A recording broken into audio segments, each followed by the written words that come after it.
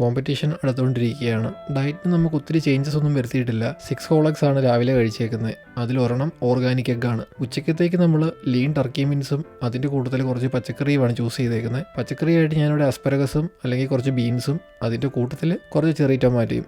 Supplements ആയിട്ട് ഞാൻ vitamin D, multi vitamin, പിന്നെ ഒമേഗ 3 സ്റ്റെപ്സ് ഞാൻ ട്രാക്ക് ചെയ്യുന്നുണ്ട്. കാരണം ഫോൺ കയ്യിലില്ലാത്തപ്പം നമ്മൾ റെഗുലറായിട്ട് ചെയ്യുന്ന ആക്ടിവിറ്റീസിൻ്റെ കൂടെ ചെറിയ സ്റ്റെപ്സ് ആണെങ്കിൽ പോലും അതും കൂടി ട്രാക്ക് ചെയ്യണമെന്ന് ആഗ്രഹമുള്ളതുകൊണ്ടാണ് ഞാൻ ഈ വാച്ച് പ്രിഫർ ചെയ്തത്. 10K ആണ് മിനിമം ടാർഗറ്റ് വെച്ചേക്കുന്നതെങ്കിലും മിക്കപ്പോഴും അതിന് മേളിൽ പോകാറുണ്ട്. തിരിച്ചു വന്നതേ ഞാനൊരു സ്റ്റേക്ക് കഴിച്ചു. ഹൈഡ്രേഷൻ അടുത്ത 2 ലിറ്ററുള്ള വെള്ളത്തിനുള്ള സമയമായി. ജിമ്മിലെത്തി.